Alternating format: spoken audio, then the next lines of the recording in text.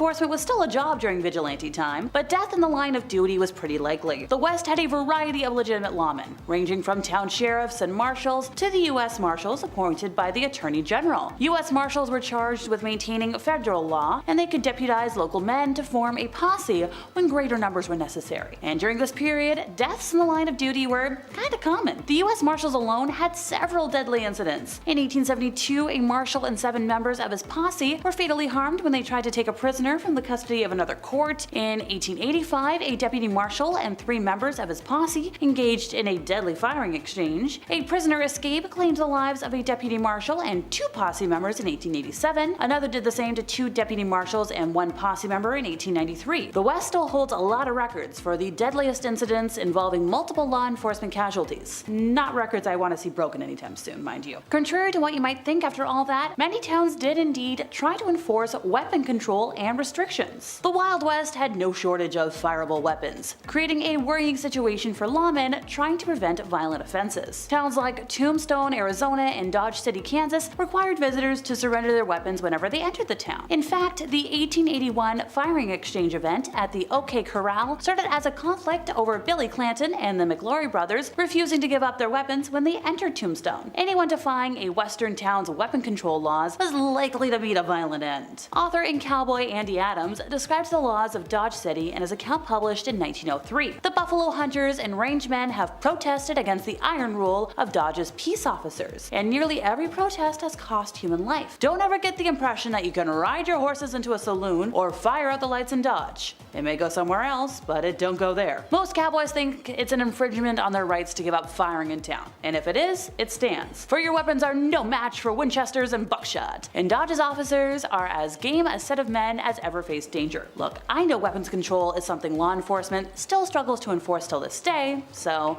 interesting to see how that goes. So even with law enforcement being a thing, corruption was kinda rampant. The West had many problems with vigilante justice, but the legitimate lawmen were sometimes not much better. Many law enforcement officers were not consistently paid, earning money only through taking a percentage of fines or collecting bounties on wanted men. In desperate times, some lawmen turned to crime themselves, making corruption a big problem. Sheriff Dave Allison was accused several times of misappropriation of money. Henry Newton Brown was a deputy sheriff tasked with tracking people for a bounty, but on his bounty hunt, he robbed a bank with 3 accomplices. A vigilante mob took matters into their own hands though, enacting fatal punishment, so he did get punished, quote unquote. Timothy Longhair Jim Courtright used his position in law enforcement to run a protection racket that extorted profits from gambling dens and saloons. He died in a duel with somebody else though. Who else? Oh, just a saloon owner who refuses protection. Sadly, racism was a big influence for a lot of crime and crime punishments. In 1862, a period of famine and encroaching white settlement led to conflict between the Sante Sioux and the US military under the direction of General John Pope. When the conflict ended a few months later, hundreds of indigenous folks were taken prisoner and sentenced to death in military trials that lasted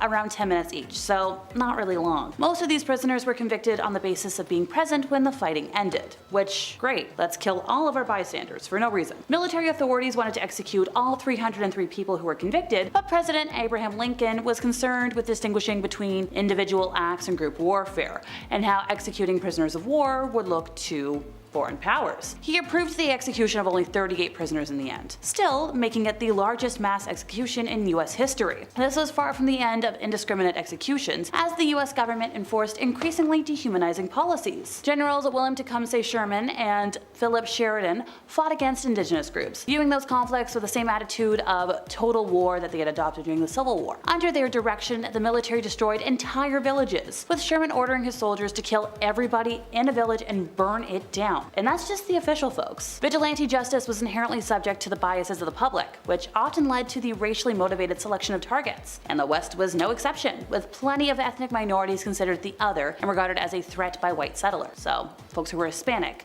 indigenous, and Chinese were frequent targets of vigilante acts. In 1878, Juan de la Cruz was accused of attacking a woman and a young human, well, boozing. The victims were unharmed in the incident, but public anger turned against La Cruz and a mob seized the attacker from jail, and he met his way by the end of the rope necklace. When the body was found, one witness reportedly said, "You've done a good job, you reformers. Now why don't you hang the man who sold the whiskey to the Indian?" His words, not mine, but it just gives you an idea of how things were at the time. Ever heard of army camels? So in 1855, the US Army decided to import camels to Texas. The wide open spaces of the West were well suited for them, so they were like, yeah, let's bring in 75 camels from the Middle East. They worked at Camp Verde, where they made supply runs to San Antonio. But a few years later, the Civil War disrupted the service when a government official decided to auction off the animal, and the new owner sent some of them to Nevada, some to California, and other ones were just sort of set free. Now at first you didn't really see them around, but in the 1880s, Arizona Territory faced a terrible menace known as the Red Ghost. What did it do? Well, it trampled one woman, whereas another story claimed the monster ate a grizzly bear. When miners spotted the Red Ghost and fired at it, a human skull fell from the creature's back. After years of terrorizing Arizona, eventually it was taken out. What was it? Just a feral camel. Now camel sightings in the West continued into the 20th century, which is so wild. Like imagine just going about your day, damn, a camel.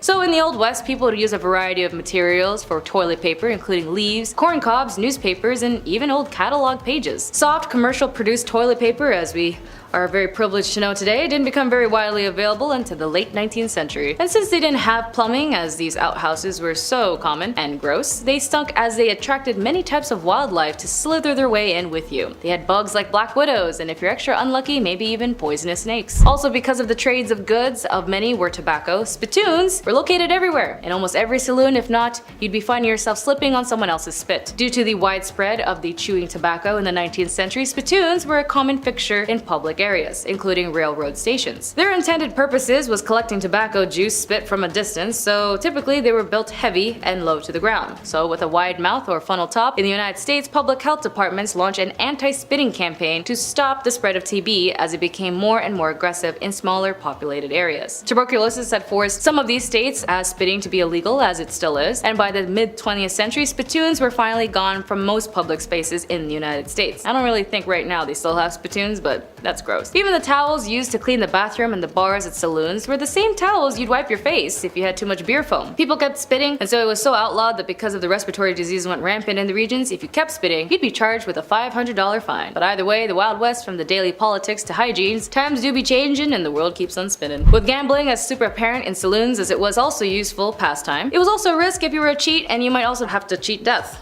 because you're not supposed to do that. Some, like the weapon fight at the OK Corral, were the outcome of long simmering feuds and rivalries, but most were the result of confrontation between outlaws and law enforcement. Although in movies, televisions would like to us believe otherwise, it was very rare when pew-pew fights occurred with the two standing fighters off squarely facing one another from a distance in a dusty street. They would just knock your butt out. The romanticized image of the Old West style fight was born in the dime novels of the late 19th century and perpetuated in film era to make such a point that this fiction version of what our mind's eye quickly conjures up when we hear the word weapon fight. You know what I mean. In actuality, the real fights of the Old West were actually so rarely civilized that yes, we might have heard some of these famed robber criminals like sharpshooters like Billy the Kid, Calamity Jane, Jesse James, and Annie Oakley. They wouldn't really wait, you know, unlike Clint Eastwood films. It was probably more rotted than it was organized, and the Wild West saloons were also known for its culture of its violence. Weapon slingers and outlaws, as I mentioned, often frequent these establishments, and disputes were often settled with a handheld weapon fight. Even saloon owners would also provide their own weapons for their patrons, and saloons itself would become a battleground during an open firefight. Saloons would also appear in every town and were your average pit stop on a long journey, and if you're a man who hasn't seen or felt the touch of a woman in a very long time and you can afford it, you might stop by to a certain saloon for a drink and quench whatever thirsty self you might be craving. Like a gentleman's club, most Wild West saloons catered almost exclusively to the white men in the frontier, although women could sometimes find work in the bars as dance hall girls or workers of the evening. But of course you have the madam of the house making sure the security of her girls are okay, but when it comes to money and gold rushes, it was pretty much more valuable than the average person's life. Respectable women didn't frequent Wild West saloons, but women who were less concerned about their reputations might find work there. Many saloon girls were widows and had no other means of support, or young young girls who were seeking something more than working on their family farm. They wanted adventure, if you know what I mean. The girls were to dance with the men and get the men to buy them drinks, earning as much as $10 per week, which is pretty a lot for back then. Most saloon girls also made commissions from the drinks they sold, and whiskey sold to the customers were generally marked up to 30 to 60% over its wholesale price. But like all dames who worked in these type of eras, were definitely in her bag, as her status would be noted and gossiped throughout town. One famous saloon girl was also named Fanny Porter. Fanny's family arrived in Texas when she was just 1 year old, immigrating from England. Growing up as both an immigrant and the middle of the Wild West may have inspired her to enter the sporting life, as she took up the trade as a teenager and opened up her own brothel at the age of 20 in San Antonio. In some ways though, these saloons would have been another term for these women of the night to rebrand themselves as cantina girls. However, despite themselves and the services they provide, their life expectancies were actually short. In a typical night, and I'm not just talking about in case, someone does something to them, it was because of the drinking. A woman may have to have consumed up to 30 beers a night. An average lifespan of a woman in the cantina trade was less than a decade. Like as in current times in Japan, they also have these host clubs that if you go and meet these very handsome and beautiful people, you would also be forced to drink with them. And like the cantina girls back in the Wild West, a lot of these people would have suffered a lot of liver issues, which means cantina girls still exist today, just not where we are well known of. And since I mentioned it was so dirty, they'd even bring their horses in the saloon. Like the idea of the Wild West and anyone could do anything they want. That also included bringing your horse inside of the bar to take a selfie with. Like in this photo, where the men of the saloon located in Utah took their horse to be part of the group chat profile pic. And I think my favorite part of this photo is how the bartender is also posing.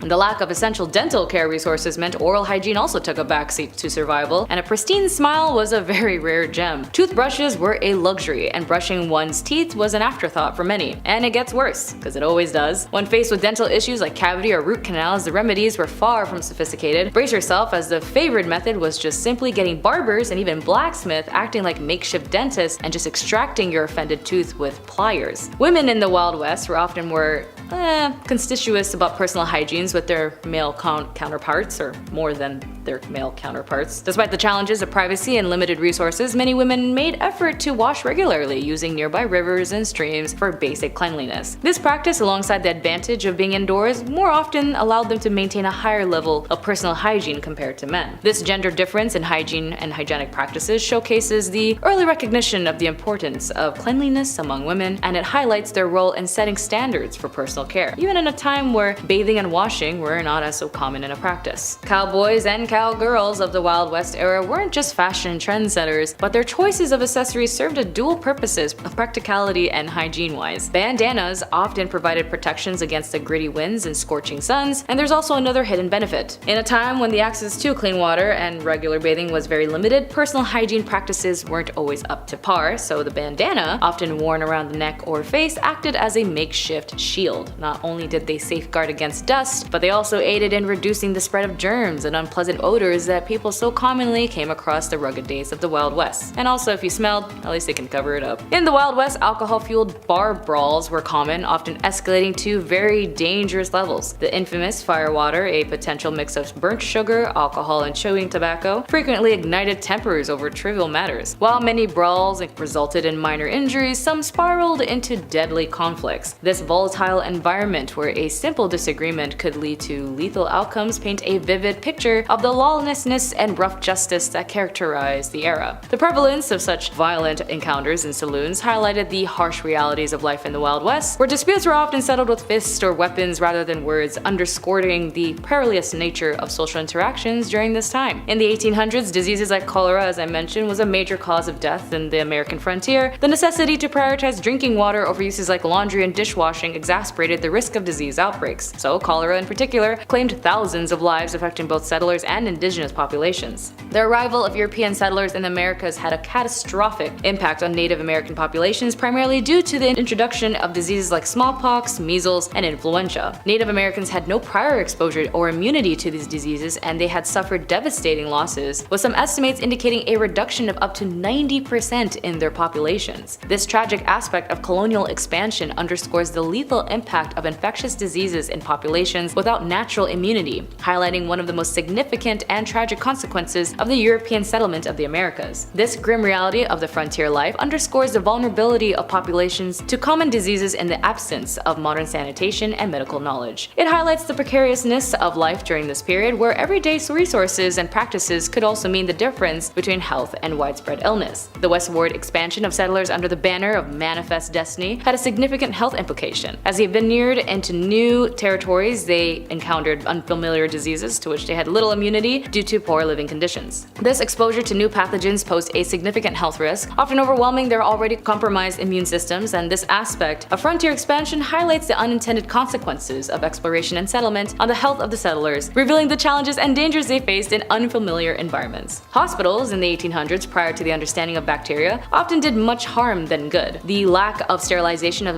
medical instruments in close patient quarters facilitated the rapid spread of diseases. These medical facilities, intended for healing, unironically or ironically, became hotspots for infections and diseases transmissions. The conditions in these early hospitals reflected the limited medical knowledge of the time and the challenges of providing healthcare in an era unaware of basic hygiene principles. It illustrates the paradox of places designed for healing inadvertently becoming centers of illnesses, a stark contrast to the sanitized medical environments of today. Despite the advancement of medical science, some rural doctors in the 1800s continued to use leeches for bloodletting, based on the outdated belief that diseases were caused by excess blood. This practice, largely abandoned by academic physicians, persisted in smaller towns, highlighting the discrepancies in medical knowledge and practices across different regions. The continued use of leech therapy in some areas served as a reminder of the slow decimation of medical knowledge and the persistence of traditional practices even in the face of emerging scientific understanding. There was a time, of course, a terrifying epidemic known as syphilis swept through a population like wildfire. In a quest for a remedy, medical professions turned into a substance that hold the key: mercury. Despite the severe side effects, patients endured a grueling routine of daily applications of mercury ointment. This reckless treatment could last for years while unleashing many horrors upon the afflicted. However, people who are convinced the treatment was worth it, I guess now we wouldn't practice it the same, but at least we got better in self-care compared to parts of history. Number 10. Boot Hill burials. In the Old West, many towns had a boot hill, which was essentially a graveyard where outlaws and bandits and all those bad people alike were all buried with their boots on. Specifically with those on right there. See, these cemeteries were often lacking proper markings, and the dead were buried quickly, sometimes a little too quick without a coffin, reflecting the harsh and lawless nature of frontier life. It wouldn't be abnormal to see a boot sticking up out of the ground on your way home from work, is what I'm saying. Today that would be quite jarring, but back then, completely normal. How yucky is that? I'm like, oh, size 11.5?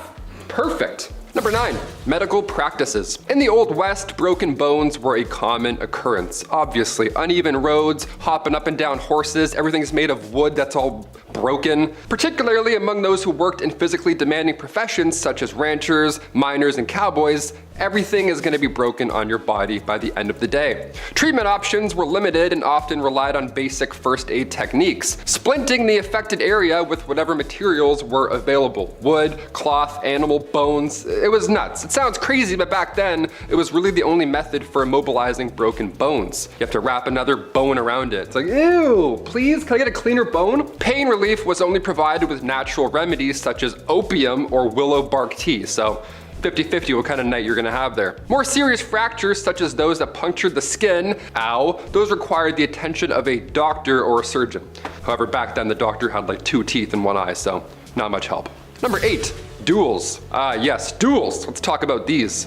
Duels, gotta say it all deep like. Duels were a common way to resolve disputes. Before YouTube comments, this was the only place to resolve any conflict, alright? In a traditional old Western duel, opponents would face each other, often with weapons, in front of a crowd at a designated location and time. Now, most of the time, these duels would end when somebody bites the bullet. Rarely would a duel end with 2 gentlemen shaking hands, getting over their disagreements. No, never happened. These confrontations, often over matters of honor, were deadly and a normalized part of the culture. Number 7, law enforcement. That being said, back in the day, things were a little different. Not that many body cam back in those days, I'll tell you that for free.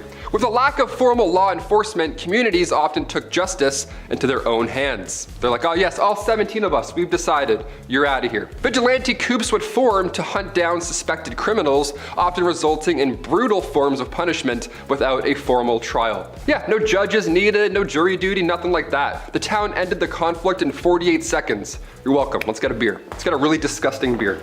Number 6. Public punishments. Now, when I say the town handled it, this is what I mean. We gotta go into detail here, because that's why I'm here. Public hangings were often treated as a social event, with crowds gathering to watch as if it were entertainment. How disgusting is that? They were dressed to the nines, they grabbed the whole family. People would come from miles around, sometimes with picnics, to witness this brutal punishment. Yeah, picnic. What food do you pack for a hanging? Nothing with a crunch, that's for sure. You don't want to ruin the show for the people around you.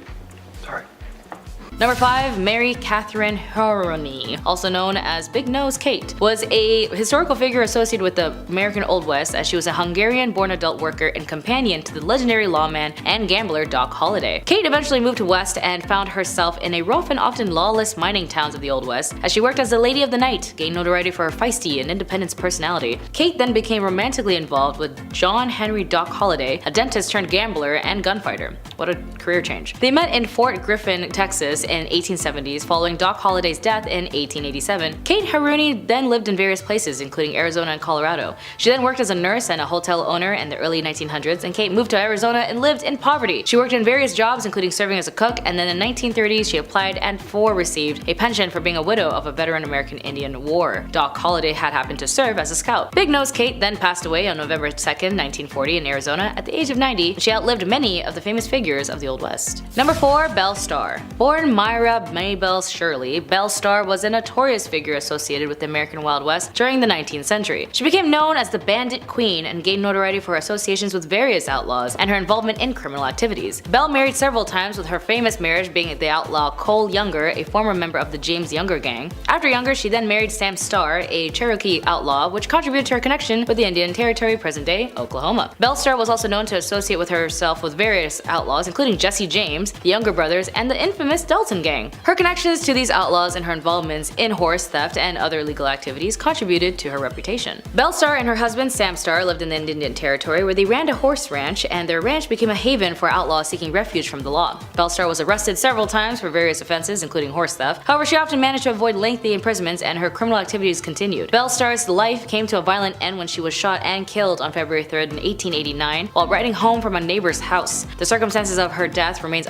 somewhat of a mystery, and the identity of the killer was never actually established. Belle Starr's life exploits became part of the Wild West folklore, and over the years, she had been portrayed in many books, films, and television shows, contributing to her enduring legend. Number 3, Etta Place. Etta Place is one of the mysteries of the American Wild West, as her true identity and details of her life pretty much remains uncertain. She was associated with the famous outlaws Butch Cassidy and the Sundance Kid, as we also know them, and is often considered to have been romantically involved with the Sundance Kid. Despite her connections to these historical figures, she is very little known about Etta, as Etta's place, true identity, and background are unclear. Her real name and place of birth and details about her early life are not actually known at all, and some historical sources suggest that she may have been born in the United States, while others propose that she could have just been European or South American origin. Etta Place is also best known for her association with Butch Cassidy, aka Robert Leroy Parker, and the Sundance Kid, whose actual name is Harry Alonzo Longabo, and she traveled with them during their exploits in South America, where they sought refuge to escape law enforcement in the United States. In the early 20th century, Butch Cassidy, the Sundance Kids, and Etta traveled to South America, where they continued a life of crime, and they are believed to have engaged in bank and train robberies in countries like Argentina and Bolivia. The fate of Etta Place is uncertain, as some theories suggest that she may have perished alongside Butch Cassidy and the Sundance Kid in a shootout with the Bolivian authorities. However, there is actually no conclusive evidence to support this theory, as there may be other theories that Etta Place's true identity, with some speculating that she may have had used multiple names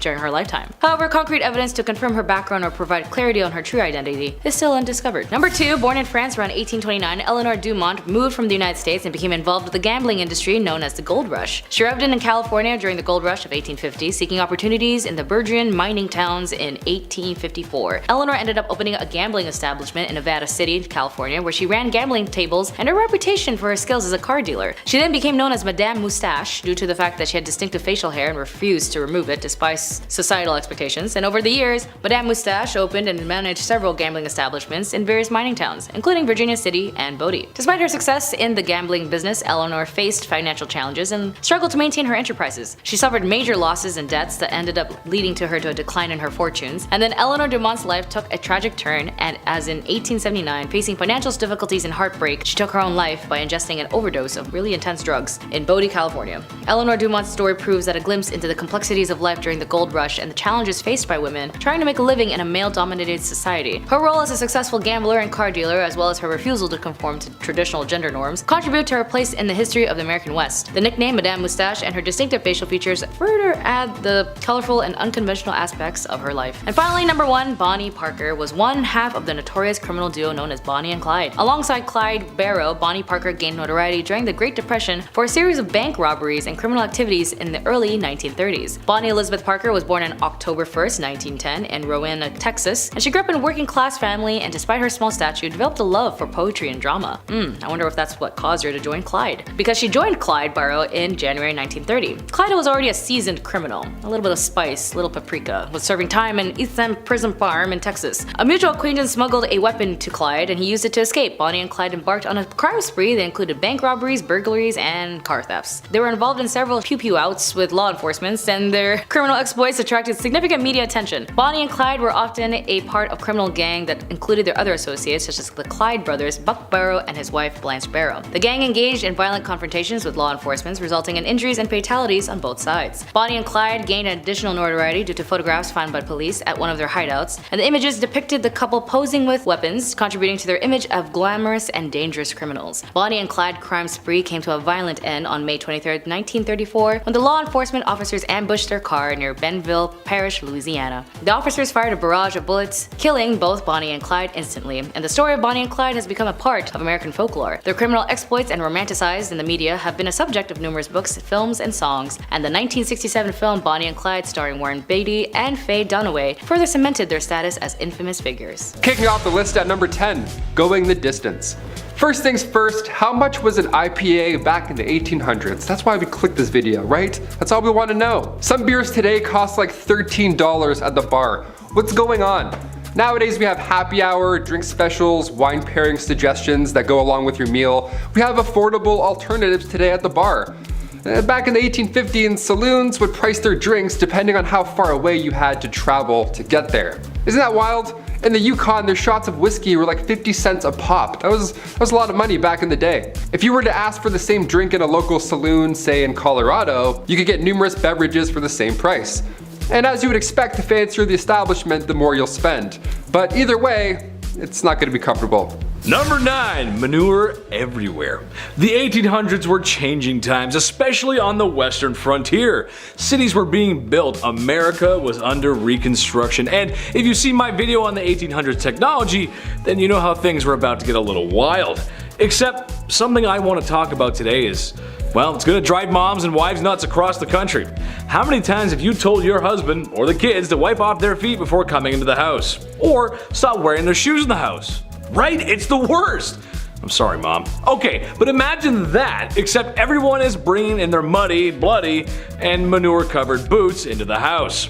Horses and livestock were just a part of everyday life. That means droppings, or road apples, as they're so commonly called. The smell alone on a hot summer day could make any cowboy turn green.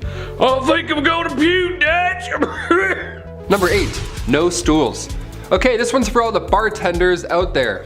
I see you. I respect you. Bar seating is vital. You get your regulars coming in. Joan with the limp, she's so nice. She's always so nice every day. Always gets a grilled cheese. She's the best. Always a smile on her face. Individuals who want to grab a bite and read the paper, obviously they don't need to take up an entire table for 8, so you have spots at the bar. It's ideal. We're used to this. But back in the Western days, bar stools just weren't a thing. Bar spots it didn't exist. You couldn't sit and vent to your local barkeep about why your ex hasn't texted you back. They didn't have stools at the bar, they just had the rail at the bottom for your foot. Just that little bar rail there for the little lean right there. A nice cowboy lean. Yeah, I'll just eat fish and chips, standing up leaning. Awesome. Just the thing you want after walking in the sun all day long. A foot rail. Number 7, duels at high noon. Let me paint a picture for you, partner. It's a warm summer night, and you find yourself sitting at a card table in a saloon that's named after a barnyard animal. The piano is blasting a ragtime tune as waiters bustle about, serving drinks to unruly cowboys that fill the establishment. In front of you are 3 unsavory characters, each more than the next. As the night goes on, so do the poker chips. And when one gentleman ain't taking kindly to his losses, some insults about each other's mothers are exchanged. A powerful slap reaches the man across the poker table, matching the energy of Will Smith at an Oscar night. Too soon? I don't know. Wow, West. Wow, West. That's when it's settled. Tomorrow at high noon, they're gonna settle this like gentlemen. A duel at noon with guns. That's how they did it. Does it get any more classic than that? I don't think so, folks. The clock strikes noon, and only one outlaw remains, and he's married to Jada Smith. Number 6, only talking. Here we go. You ever go to a bar, you're having a nice time, you and your pals order some Caesar salads for the table, the night is now well on its way, we're feeling good. Then 10 o'clock hits and you see a band start to set up. Okay, game time decision. Do we settle up and leave before they start? Or do we give them a chance, end up feeling bad, and feel obligated to stay until the very end at 3 a.m.? It's tough. Usually the latter ends up happening. Back in the 1800s, we didn't have to worry about such an issue. Most of the time, these saloons were just for business. The odd time you would have poker, dice, a piano, perhaps, would be in the room, with some jazzy fingers making an appearance. But when saloons first popped up in Wyoming back in 1822, most of the time it was for lawmen, miners, gamblers, just pure business. Not many blind dates happening in booth 16, you know what I mean? Number 5, the gold rush. Picture a billboard for the Wild Wild West, okay? What's on it right now? A cowboy tipping his hat in the corner with, 4 missing teeth, a sunset in the corner obviously, maybe a horse, and also a bunch of gold stacked up in a mine, right? Well, we've heard about the Wild West here and there, but was there really a massive gold rush? The California gold rush of 1849, despite what history commonly believes, wasn't the first big gold rush, not even close. The first one was back in 1799. A young man named Conrad Reed found this yellow rock right on his property. He had no idea what it was, and for years, he and his father John Reed used this rock as a door stopper. You already know where I'm going with this. This 17-pound nugget of gold, which is worth a lot even today, back then this information was game-changing. Congress then built the Charlotte Mint just so they could handle all this incoming gold found in North Carolina right after. Then later in 1828, more gold was discovered, but this time in Georgia. This was the second rush. Then come 1848, James Marshall found gold at Sutter's Mill, California. After the third one though, that's when the thousands moved out west. That one had the biggest pull. So it's pretty big, but not the first. Number 4, the OK Corral. The shootout at the OK Corral went down on October 26, 1881. It's known as the most famous shootout in history. But should it be? Really? Going back to Tombstone, Arizona, it's 3 p.m. and we have men of the law and of course outlaws all in the same block. So naturally, trouble ensues. There's not enough land here for all of us, some rootin' tootin' shit. There were about 8 men involved in the rumble, but it barely lasted 30 seconds. Also, it's important to note the gunfight at the OK Corral wasn't even at the OK Corral. It happened near the intersection of 3rd Street and Fremont Street, right behind the corral. Yeah, details matter. 3 lawmen were injured and 3 cowboys lost their lives. Yeehaw. That's a sad yeehaw for you guys. This is why you don't organize shootouts at 3 p.m. I don't know, everyone's drunk, there's bad decisions, apparently there's bad aim. Just slam some milk, shake some hands, go home. Simple. Number 3, Helena duels. So we talked about the bizarre ways folks would settle beef back then. They would slam tarantula juice and shoot animals from the top of locomotives, have a 30-second fist fight in the middle of the day, and then go home. But have you heard of these Helena duels? It began, of course, in Helena, Texas, aka the toughest town on earth, at least it was back in the 1800s. The Helena duel began here. There's even a movie called The Duel with Woody Harrelson and Liam Hemsworth. They show this style of combat in a pretty brutal, Hollywood way. Both opponents had their left hands tied together with buckskin, and then each were given a small knife with an even smaller blade. It had to be short enough so it didn't reach any vital organ. That was the Texas trick. Then they're whirled around until they're dizzy, and then it gets really loud, really messy, and really bloody. Last man standing, pretty much. The crowd, of course, watches and places bets, which is always insane to me. I can't watch UFC sometimes. I don't like seeing things break, let alone a Helena duel. Catch me inside sipping milk, texting my ex. Hard pass, freaks. Number 2, train games. Entertainment was always a hit or miss when it comes to these historical lists. The Romans held gladiator battles with animals that drew in thousands of spectators from across the land. Well, in 1894, William Crush, a railwayman, had this event in mind that would for sure go down in history. Oh buddy, did it ever. William Crush wanted to secure the future of the railroad company in Missouri, Kansas, and Texas. And to do so, William made an entire temporary city appropriately named the city of Crush. Nice. There was a carnival for children to enjoy and all that jazz, but the main pull for adults was the train smash. The collision of two 40-ton steam trains was meant to be the talk of the town. Look at these Goliaths as they smash, crush, into each other. How fun. Yeah, the trains collided, it worked, and the darndest thing happened. They blew up. Yeah, it's almost like they caused a disaster for popularity. Neat. 40,000 came in and many left injured. A couple of people sadly didn't leave at all. One survivor ended up getting 10 grand out of the deal. His name was J.C. Dean, and they lost their eye in the explosion, so the company gave them a lifetime railway pass. Just the thing you want right after that horrific event. Sorry about your eye, here's free PTSD as well, anytime you want. Enjoy. Crush was later rehired by the railway after it gained popularity. Yeah, this happened back then too. Somebody does something horrible, and then now all of a sudden they're famous. Hashtag chairgirl. And finally, coming in at number 1, Elmer McCurdy. This one is insane, I had to end with it. Elmer McCurdy, back in 1911, he decided to be a rootin' tootin' criminal, and he attempted to rob a train. Unbeknownst to him, that train was not full of gold, but rather passengers. Collecting a whopping $46, which back then was still pretty good, he was quickly shot by a lawman afterwards. This is where things start to get insane. Yeah, I say start. Elmer's body was embalmed and sold by the Undertaker to this traveling carnival. His body was an exhibit almost, with his story attached. And for the next 60 years, his body, this prop rather, was passed around, sold between haunted houses and wax museums. Eventually, the guy's body, his real body, don't forget, ends up in California at an amusement park funhouse at Long Beach. Now, come 1976, there's a crew there filming for the $6 Million Man Show, and that's when Elmer's finger breaks off accidentally. Some key grips like, whoops, revealing it was an actual mummy. They went to film the $6 Million Man and ended up finding the $46 man in real life. How gross is that? Kicking off the list at number 10, medicine shows.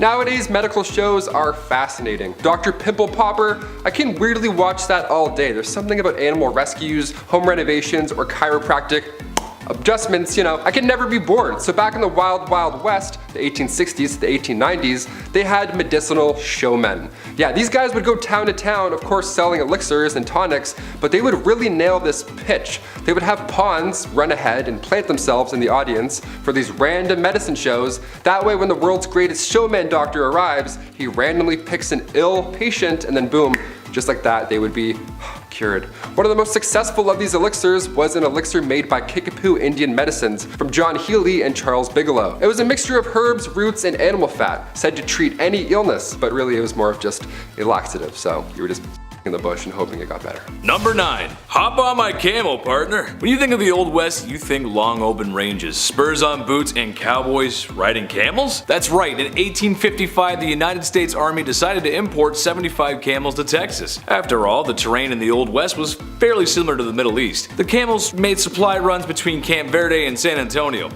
But trouble began when the American Civil War broke out. Eventually the camels were sold off or simply let go into the wild, where they multiplied and began to cause havoc. So much so that folks began to spin urban legends, such as the Red Ghost, a 30-foot tall creature that made people quiver in their britches. When in reality, most people had never seen a camel before, and it was just a feral camel wandering the desert. But I mean, who knows? If Star Wars had a 30-foot camel in the snow, what's to say there isn't one running around in the American desert? Number 8, missing mines. There's billions of dollars worth of gold lost at the bottom of the sea. It's there right now, waiting for you. Yeah, I'm talking to you. But if you don't have goggles, maybe swimming just isn't your thing, no sweat. Try the West. Yeah, there's dozens of lost treasure troves hidden in mines still to this day, like the San Saba gold mine or the Wheelbarrow mine. There's a few we have heard from in literature from old maps, but none compared to the Lost Dutchman mine. The legend has it that a man named Jacob Waltz, a German prospector, found the richest gold mine in the world. That's what he told his friends, and would we ever lie to our friends about gold and the location for it? No, absolutely not. The first gold rush was back in 1799. A young man named Conrad Reed found this yellow rock, had no idea what it was, and for years he and his father used it as a doorstopper. Yeah, they used a 17-pound gold nugget as a doorstopper. Nice. Back then, this information was game-changing once they realized that it was, gold, so Congress then built the Charlotte Mint just so they could handle all this incoming gold found in North Carolina right afterwards. I just wouldn't have told anybody. I'd be like, is this an infinity stone? I'm just gonna pocket this and then head out east. Number 7. Sideshow Crook. Elmer McCurdy was no different in life than any other bandit at the time. What makes McCurdy so unique is in his afterlife. McCurdy met his end on October 7, 1911, after local sheriffs tracked him down from a botched robbery. McCurdy was taken to an undertaker and prepared for burial. Unfortunately, no one came to claim the lonesome bandit. Not getting paid for his services, the undertaker began to display McCurdy as a sideshow attraction, charging patrons a nickel to view the bandit. The attraction became popular enough to draw the attention of carnival promoters, who offered multiple times to purchase the mummified crook, but were all denied. As the years went on, McCurdy changed hands from multiple sideshow attractions and museums. One day in 1976, a film crew was setting up props for filming. When someone began to move what they thought was a wax mannequin, it actually turned out to be poor old Elmer McCurdy himself. Eventually, McCurdy was laid to rest in a grave, where 2 feet of concrete were poured over his casket to make sure no one would come to steal the sideshow crook. Stay in the hole, partner. Number 6. Cowboys and aliens. Long before the Roswell incident in New Mexico back in 1947, aliens might have actually visited us. Yeah, the report comes from 1896 from 2 men in California. They reported that 3 alien beings were trying to abduct them. Were these just cowboy pranksters? Maybe they had a few shots of whiskey from the saloon? No, one of them was a colonel. Colonel H.G. Shaw and Camille Spooner were going from the town of Lodi to the Fresno Citrus Fair, which honestly sounds like a wonderful time, just saying that. But en route, they were greeted by 7-foot-tall, slender aliens. Yeah, the aliens didn't end up taking the 2 men because they were too heavy. These aliens were too thin and weak. Legit, that was the reason. They just couldn't grab them and take off. So they got back into their spaceship and they took off. How embarrassing is that? Hit the gym, E.T.